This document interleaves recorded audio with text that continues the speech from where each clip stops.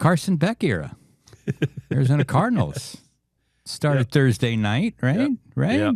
Just anoint him. Just crown his ass.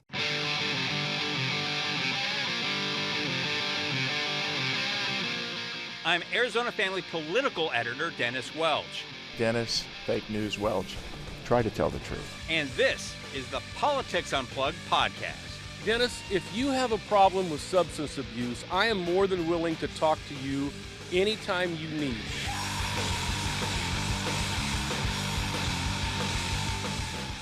And welcome back to the Politics Unplugged podcast edition. Today, talking to one of the Democrats who have the audacity to think that they can help flip the balance of power at the legislature, which hasn't happened in a long time. I'm joined by Jacob Weinberg. Jacob, thanks for being down here.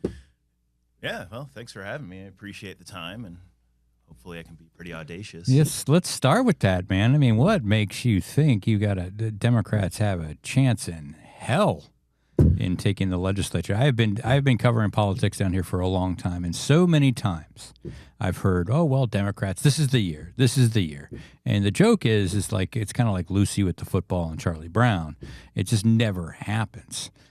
Again, Democrats haven't controlled the state Senate since the early 1990s, basically for a cup of coffee. In the House, they haven't controlled the House since 1964.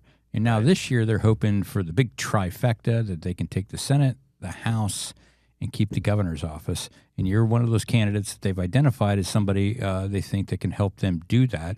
So how do you do it? Convince me. I'm a skeptic. Convince you? Well, I mean, we do it by putting great candidates like myself and Dr. Raquel Armstrong on the ballot. People that can win, people that know the community, people that want to help the community. Like I've spent 21 years in the Army working with teams, solving problems, and 15 years as a financial statement auditor, most recently with Deloitte, creating programs to make sure that Wall Street and private equity groups and Fortune 500 companies follow the rules.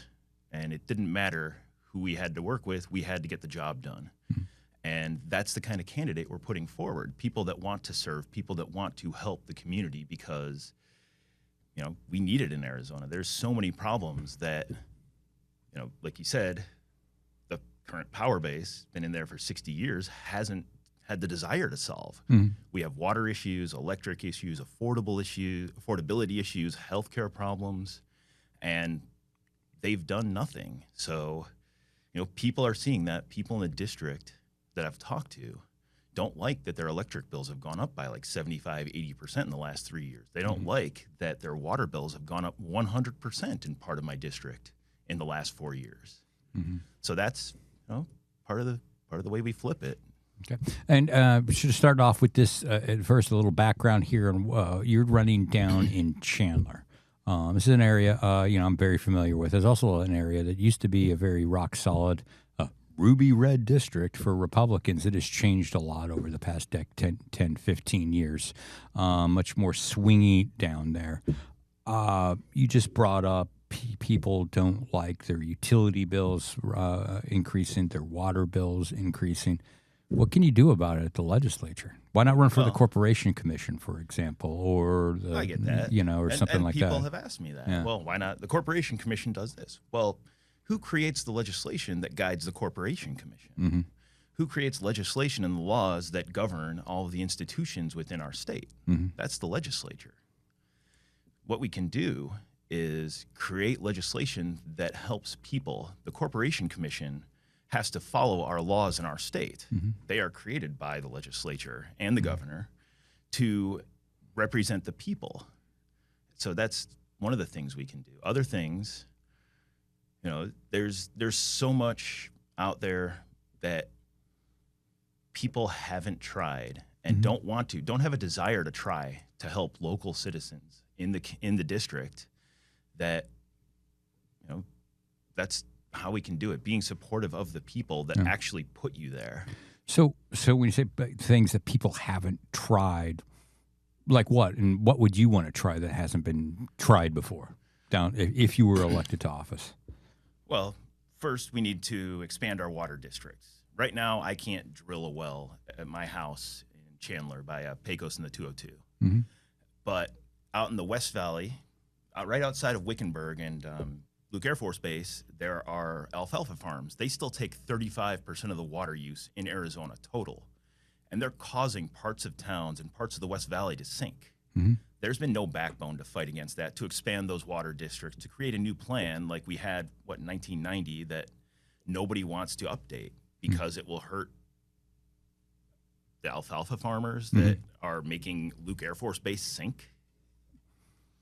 So that's anything else out there that you're talking about? Well, again, when you're saying you want to try things that people haven't tried. I mean, besides water, which I would argue that people have tried water's our biggest issue. Have tried all sorts of things when it comes to water. I mean, that's not a new thing. There's been plenty of fights over that. The legislature for as long as the state has existed. The legislature recently was only reactive to the utter disgust of putting data centers in residential communities. Okay. And they put a moratorium on giving our taxpayer dollars to Amazon and to Microsoft and to Google. And that doesn't help the people in 3 years because they're just going to get rid of it and start giving them $600 million again whenever that expires. Mm-hmm. So when we flip it, we make those permanent. I'm the CFO of a software development and technology solutions company. And we are currently working on building a data center in Eastern Europe that is going to be 75 to 80% renewable power.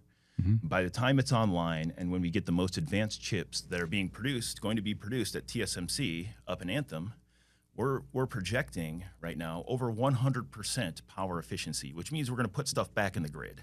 Mm-hmm. And I've talked to people, my board, and we're more than happy to build in the valley in the right spots, like out by the nuclear plant where people kind of don't want to live anyways. And we don't want tax subsidies. We only want the tax credits that were in place 5 years ago for solar panels that Doug Ducey and the Republican legislature killed so they can, refurbish old coal power plants instead? Mm-hmm. That's a new idea. Helping people is a new idea in Arizona.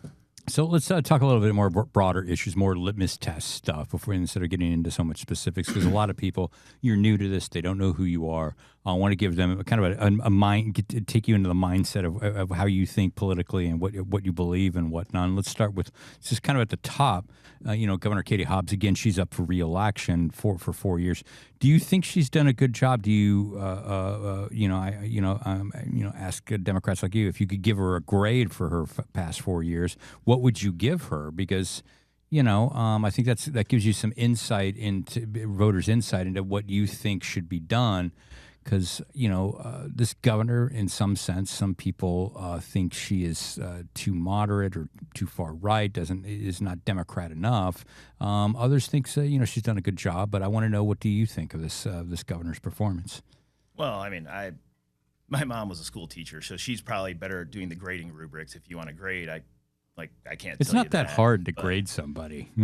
I've never taught anything, but I can tell you. You can either say I think she's done a great job. I give her an A. She's done a good job pushing back and vetoing radical legislation, things that we the people voted on 70% for at Prop 139 last election cycle, vetoing 10 things that would gut what the voters wanted.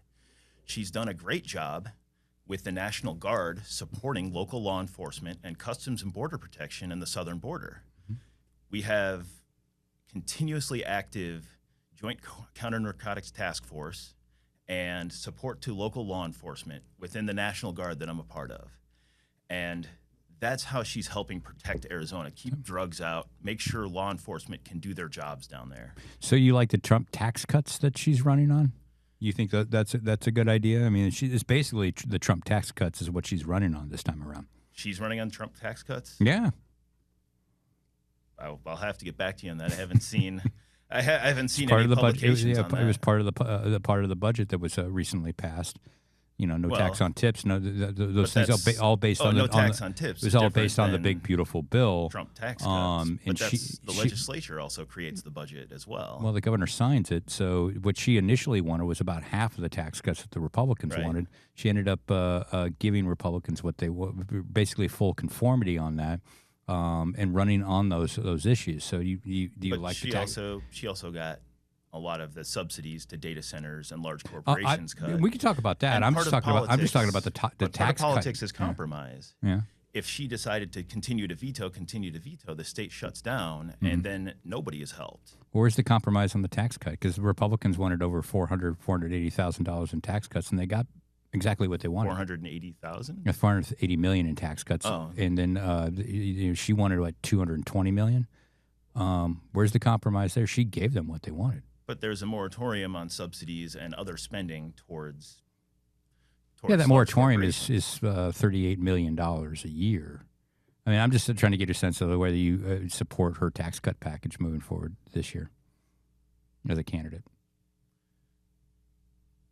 Well, I mean, when I go to the doors, when I talk to people in the district, they think that our taxes are pretty good in Arizona.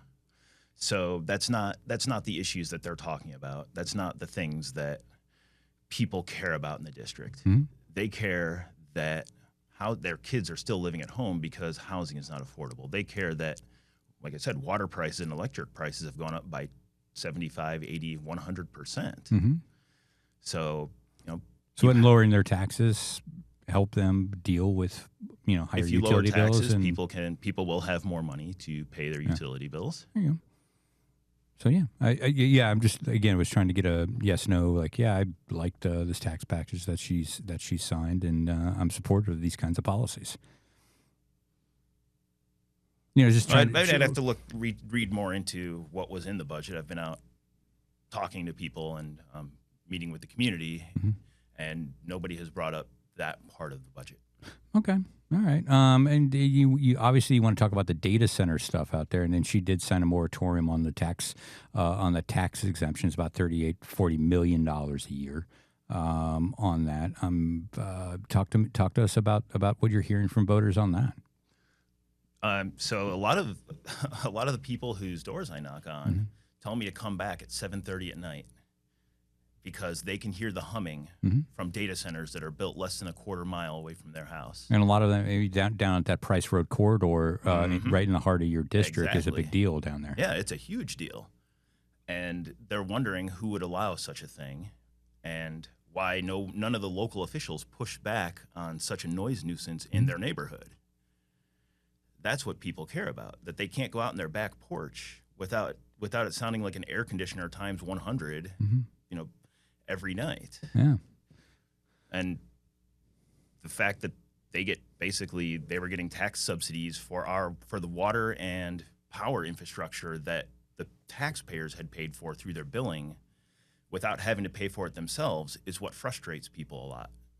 Like, data centers are a necessary thing. Yeah, it sounds like a quality of life issue. I love my Google Drive. Yeah, it's a quality of life. There's a right way to do things, and then there's the easy way to do things. And right now it was just, hey, this is what's available. This is what the companies are going to pay for the most because it's right here and available, versus making sure that we hold them to a standard that we hold others to as well. Okay. And, let's talk about one issue that's really big amongst Democrat circles, since the Democratic Socialists and there's been a lot of attention, particularly some Democratic Socialists were elected back east, and most of the attention has been on them and Mayor Mondani and his slate of candidates that he supported. But we do have a Democratic Socialist was elected here in Tempe for the Tempe City Council, so it is kind of a local issue. Just want to get your thoughts. Do you think the Democratic Socialists are good for your party? I mean, I can't speak for the people of Tempe. But I'm just having you speak for yourself. Do you think like the Democratic? I'm more focused on helping represent the people of my district, and wherever those ideas come from, if it's a good idea for the people of LD 13, I don't care if it comes from a red state or a blue state. I don't care who puts it out there. If it helps the people that I'm going to represent, then it's a good idea, and that's the important thing to me. Putting labels on people is just politics as usual to me. And I don't care about whatever labels, because I know I can work across the aisle. I know I can work with people of all walks of life, because I've done it for almost 40 years in public accounting and in the Army to get the job done, to represent, in those cases, the organization, but now the people that are going to elect me. Okay, and let's wrap up on this. We're kind of running a little low on time here, so let's wrap on this. One of the first votes you may be asked to make if you're elected to the legislature is going to be who's going to lead your party caucus. So it just kind of leads me to a question: are you happy? Have you been satisfied with the leadership, the Democratic leadership down at the legislature? From what you've seen, do you think it's been good leadership? Ask me on November 4th. I'm asking you now. It's a lot easier to say no in the minority. Mm-hmm. When we retake the majority, I want to hear people's ideas, and I want to know what their plans are for when we have the majority. Sure. Right now, I don't war game a lot of things before they're certain to happen. Sure, so I'm just I'm just looking at like what do you think that, because those same leaders would probably be wanting to lead the party moving forward if they took. I understand. Yeah, they will, like but so. What do you think of the job that I want to hear the path and the plan that they have. What have you? I'm not going to blindly vote for somebody just because they've been the leader. And I get that. Do you think they've done a good job leading the party down at the legislature? Well, like I said, it's a lot easier to say no than to say yes to things, especially in the legislature where you know that your no is going to be outvoted by a Republican legislature that's been in charge since 1966. It's been a long time, man. All right, man. But I think we're up at it now. We're about out of time here. I want to thank you very much for stopping by here, Jacob. And we'll talk to you soon. And best of luck with your campaign moving forward, man. And hopefully you'll come back here and visit us again. Oh, of course. I appreciate your time. All right, man. Thanks a lot, dude. Yeah.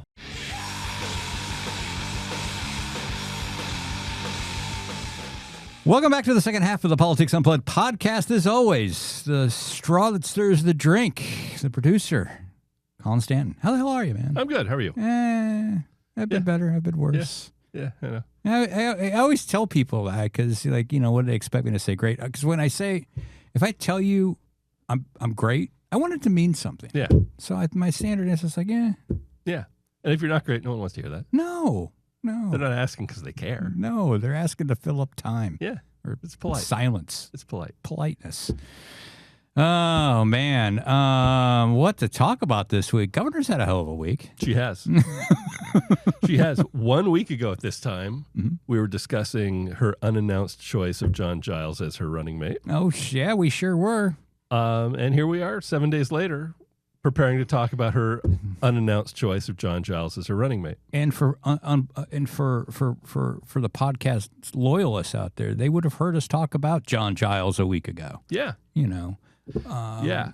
And you knew it was him, and I don't mean this as any sort of, we knew this is coming. No. Because I think people who covered politics knew. It's out there. It was out there like last Wednesday. Yeah. So on Friday, we're talking about it, thinking, she'll probably announce it by the time this podcast drops. No, we're a week later. They still haven't announced anything. Yeah, and the New York Times has this story that breaks that she's picked John Giles. The headline was picks Republican former mayor, as her running mate. And there's a few things with that story. It kind of was annoying because it only had two anonymous sources. Yeah. In fact, they had more bylines on that story than anonymous sources. That was a triple byline story. And I'm just like, what the hell are we doing here, man? 3 names on the byline, no names on the quotes. Yes. I'm like, what the hell are we doing? Solid work. I mean, okay, at the risk, old gray lady. At the risk of the old man shaking his fist at clouds, like, there's no way I would have gotten a story like that past when I started out in the newspaper biz back in the day. Yeah. All the news is fit to print. Oh, yeah. And whatever. and the stuff that isn't. And maybe fittish to print. Yeah. I don't want to throw. Okay, we've already thrown shade, so fuck it. Come on, guys. Like, I respect the New York Times, I love the New York Times, but like, what are you doing here? Yeah. Why are we there are no public security is not at risk. People's lives are not at risk here. The stakes on something like if you want to go with anonymous sourcing should be significant, right? Yeah. For a lieutenant governor pick? Yes. And the stupid sort of like behind the scenes journalism thing here is, you know who it was last week, but no one would confirm it. Yeah. Anonymously or otherwise, you're not getting people who are going on the record or, willing to tell you, yes, absolutely, that's the pick. Mm-hmm. So you know it's going to be the pick. Everyone close to it knows it's going to be the pick. But no people who are official enough to be comfortable with their confirmation are confirming the pick. Mm-hmm. So then we get to this week, and the New York Times decides that it has lower standards than anyone covering politics in Arizona. So it runs with it. So everyone else is now doing it because it's a news story because the New York Times said it. Yeah. It's silly.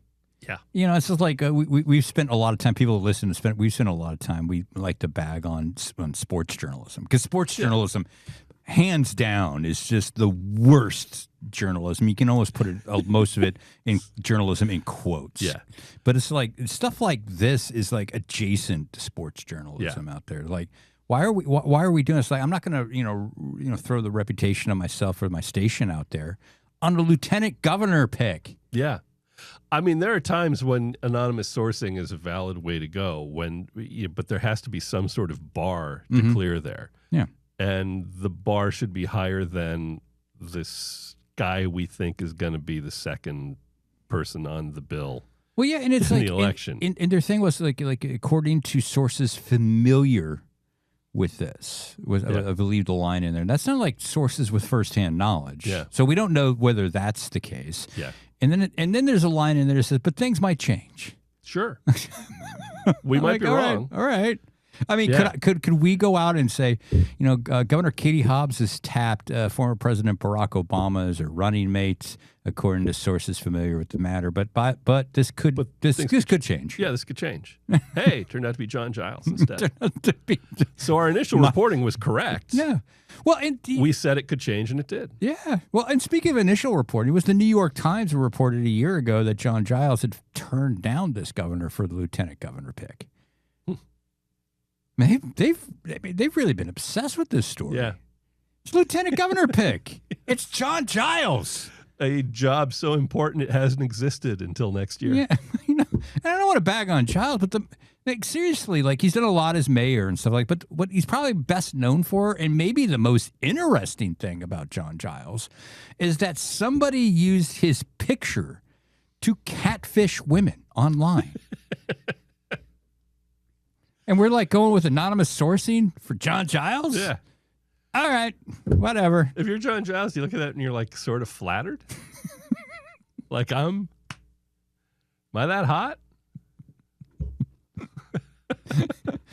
I'm the bait in that catfishing, huh? All right.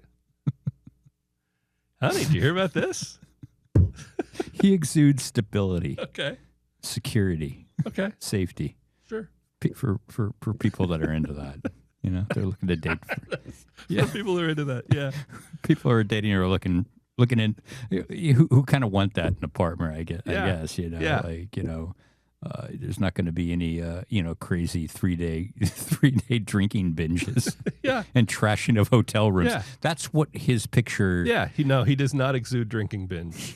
Hotel damage. That's not what you get from the image of John Giles. Like, he looks like a very nice, stable man. He looks like the mayor of Mesa. Which, yes.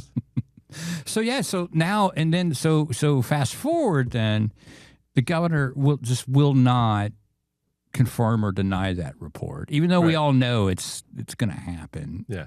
But, apparently, they got a plan. Yeah. And I guess that plan is, unless they announce on this date, it's not going to work. I mean, do they have Reagan's old astrologer picking dates for them? I don't know. And on the TV show earlier, when we taped this morning, Marcus Delortino pointed out that, it's kept the discussion in the public eye for a week. Biggs announced his, and it died with that news cycle, but Hobbs is keeping it alive for a week. And I just thought, yeah, but it's a stupid news cycle. I'm not sure you benefit by the. Has she not announced that yet? Yeah, no, it's, in politics, I guess, they're doing it for the clickbait headline. Yeah. And by the way, even the headline was right. They never mentioned in the story or the headline that he's a former Republican now. Yeah. You can go look at the records. I mean, he has switched his party registration from Democrat to party not designated, also known as the Independent, small I, not capital I, because we don't have an independent party in Arizona anymore. Because we did We did briefly, and the court said, Those yeah, few glorious months. you can't do that. Yeah, no, you can't pretend that. You're back to no labels. So, that's been occupying a lot of her time. And the other part is I found interesting is that, she continues to not sit for interviews with this pay-to-play scandal. Yeah. Because, again, technically the governor is under criminal investigation still. Yes. By the attorney general. They're looking into this allegation that a political donor of Hobbs received a pretty lucrative state contract or a pay raise on a state contract after making a six-figure contribution. Yeah. Now, the governor's insisted she's done nothing wrong. Attorney General Chris Mays several months ago had said, okay, we want to bring you in for an interview, i.e. questioning and whatnot. That hasn't happened. No. So she's been blowing off the AG on this. So I asked the AG this week because at some point, doesn't the Attorney General have to have some accountability in this? And the Attorney General insists that she's not being blown off, that they're getting the answers they want. It's like, well, I guess you're making that, maybe that's a semantic argument, but you said, come in for an interview. Right. She's not come in for an interview for 3 months. No. To me, that's blowing you off. It feels a little bit like it, yes. Yeah. I'm surprised both of them have had it run out this long. Mm-hmm. It doesn't seem like either side would necessarily want this dragging out into the election. No. And why wouldn't the governor have tried to because this investigation, too, the request for the interview is 3 months old, but this investigation is 2 years old. Yeah. And it goes back to her first year in office 4 years ago. Yeah. Wouldn't you just want this wrapped up? Wouldn't you have wanted to wrap this up a year ago before it hit the election calendar year? Wrap this up somewhere in 25. Because if the governor said that they followed all the rules, no laws were broken, fine. Then wrap it up. It feels hard to believe that there's 2 years worth of investigating to be done on this. It feels like there's probably a smaller investigation. Didn't Kenneth Starr investigate the Monica Lewinsky stuff for less time? I believe so. Yeah. It's turning into Kawhi Leonard and the LA Clippers. Oh, good Lord. When is that saga ever going to wrap up? I don't know that it's ever going to wrap up, which is funny because he's been traded and they can't finish the trade until it wraps up. And I don't think there's any chance it wraps up before the next season starts. That's fantastic. Yeah. But regardless of whatever the governor's, what she's up to or not up to or announcing or not announcing, she's up 8 points in the new AARP poll. I mean, this is a poll that was conducted by a Republican firm that has done polling for Donald Trump, we should say, and a Democrat firm. So it's kind of a bipartisan poll. Yes. AARP wants accurate information. They put this out, and it shows that she's up by 8 points over Andy Biggs. Yes. I mean, it feels like we're once again seeing the damage you do by aligning yourself entirely with Donald Trump. Yeah. It'll get you through the primary in the Republican Party every single time. When you hit the statewide election, it's a problem. Yeah. Trump's popularity is not what it once was. That's not helpful for you in the general. No, and the bigger, more immediate problem, I think, for the Biggs campaign is money. Yes. Because they don't have it. No. The governor's already up on air and buying time and just lambasting Biggs. From the night of the primary, she's been bombing him on the consumption tax issue. Doing the sweet sour approach, just hammering him with one ad and then showing a farmer praising her for fighting her own party. Or whatever, Yes. But there was a lot made of Biggs. He was late to his election night party on the primary. My understanding was he was at a Republican Governor Association meeting in Colorado. He's probably up there begging for money because he needs it, and he still hasn't got it. Governor has already spent $11 million through the primary. She got a $10.2 million investment from the Democratic Governors Association. Yeah. Republican Governor Association, as of now, hasn't really put in any money. And they got bigger fish to fry. They have 4 states now where they have to defend Republican governorships that in races that are considered toss-ups. Yeah. And then there's a Wisconsin race where it's considered a toss-up, but that's a Democrat-held seat. Yeah. So when Biggs is going to ask for money, they're like, why should we give you money? We've got all these other really big races that we think we can get. Yeah. The problem with this poll is it's going to make it harder for him to convince them to send some money his way. Yeah. Because they're going to say, you're 8 points down, bud. And 8 points is not insurmountable, but that's probably assuming it's an relatively accurate polling, and it's a reputable firms doing this. Mm-hmm. That's the type of deficit that's probably going to take a lot of money to overturn, and they don't have it, and they're the Republican governors are going to be spending that on Georgia and these other races that are very, very, very close. Yeah. This one probably looks like a loss to them. You got Georgia, Ohio, Maine. I mean, Iowa was the new one that popped up. I'm sure that made everybody happy in the Republican Party circles. Like, oh crap, we got to defend this state now. If you legitimately have to defend Iowa as a Republican, that's a very bad sign. And to be fair, we've seen polling in Iowa before that proved to be comically inaccurate. This is true. That one was so bad that it retired Ann Seltzer's long storied career. Yeah. But she had, I think she had it going Democrat and it went Republican by 14 points. Yeah, it was a really bad. It was a rough poll. It was a rough poll for her, man. That's a rough poll for her. But yeah, and then the other problem, I think we were talking about this before the show. At some point, even if you start getting the money, it becomes a kind of a Brewster's Millions thing. It's a reference that dates me. Can you spend the money? Yeah. Because all these ads and stuff is being locked up and bought up right now.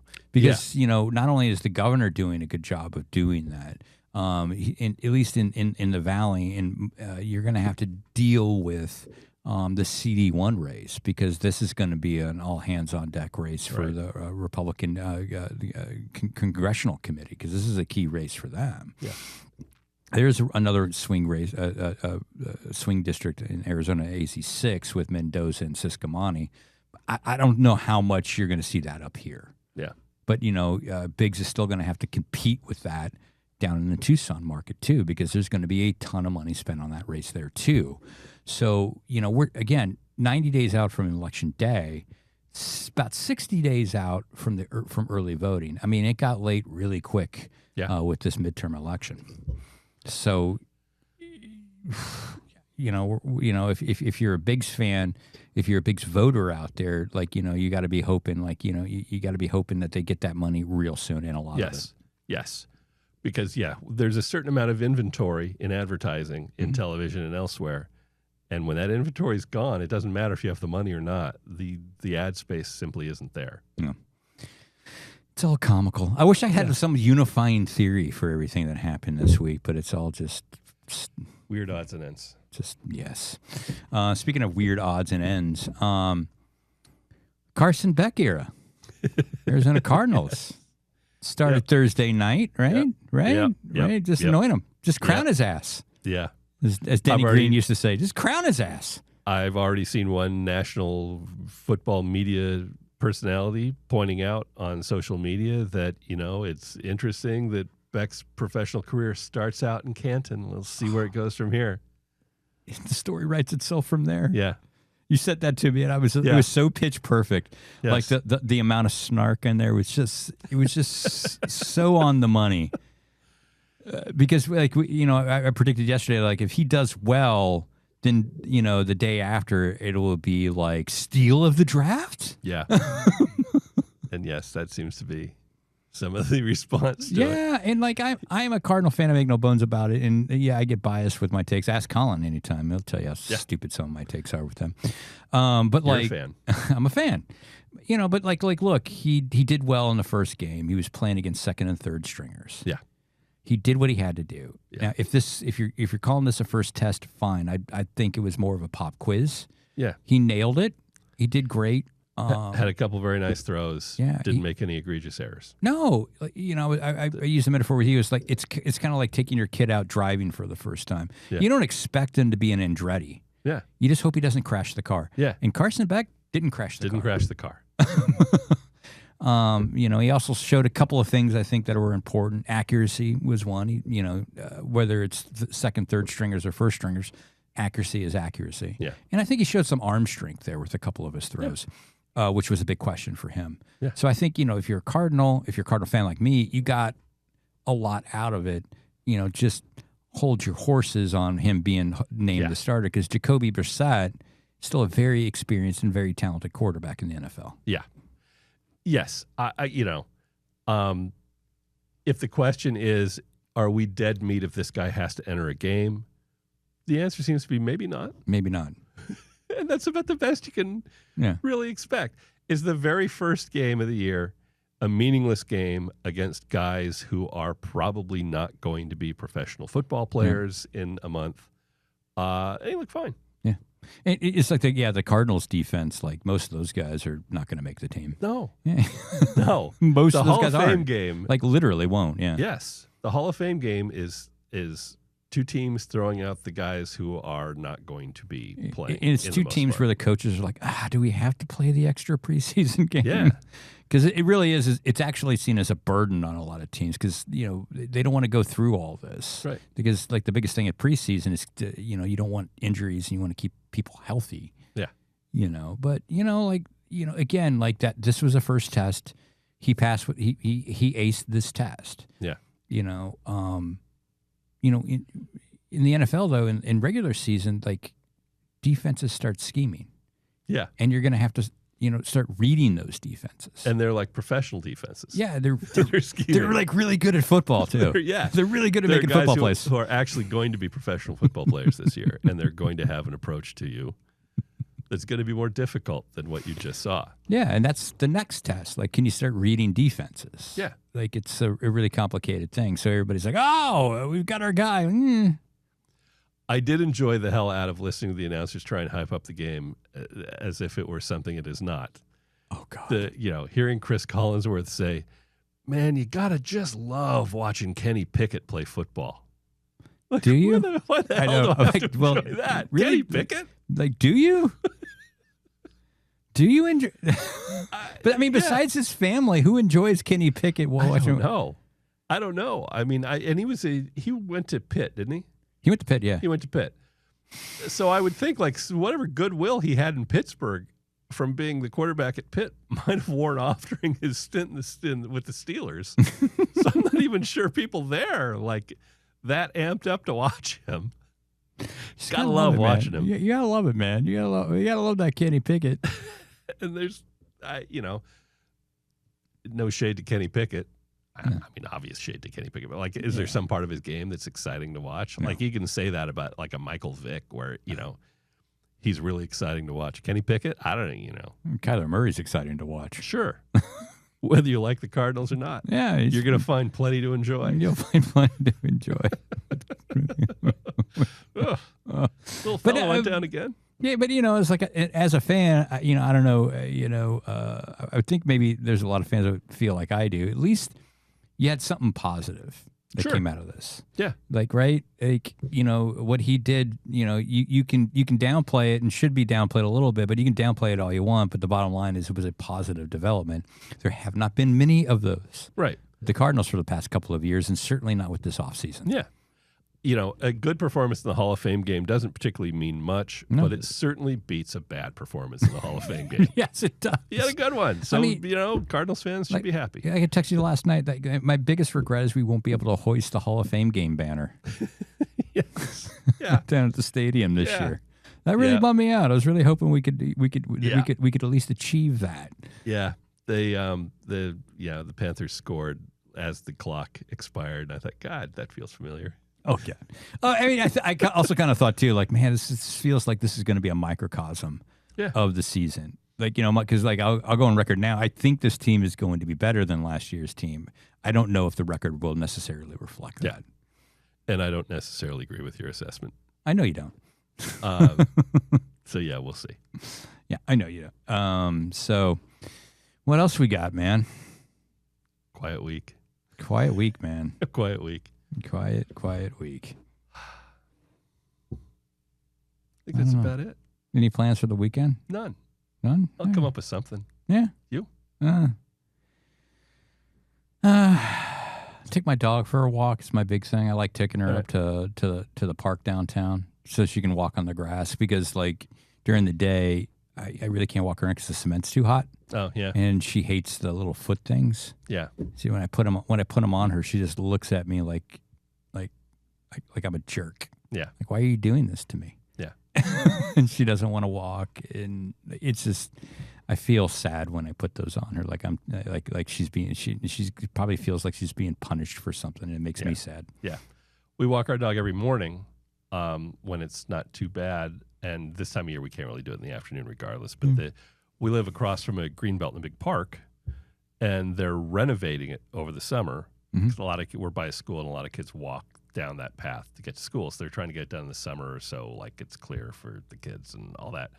But it means our access to the greenbelt in the park has been cut off for a couple months. I think they should be getting close to get done, but that sucks when your dog loves walking out onto the greenbelt and through the park and walking along the grass. So every once in a while, we have to just take her over to the chain link fence and stand there and stare at the chain link fence. Go, see?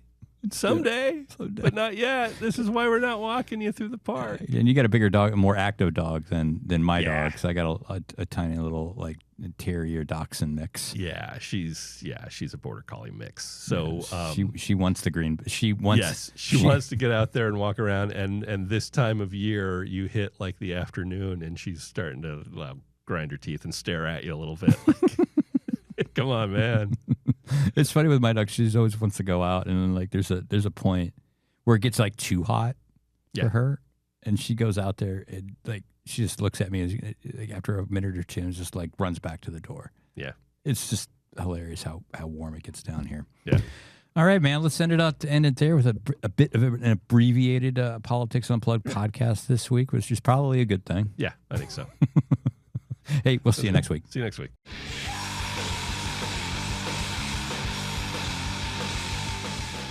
Thanks for listening. You can subscribe on YouTube, Spotify, Apple, the Google Store, or anywhere else you get your podcasts. See you next time.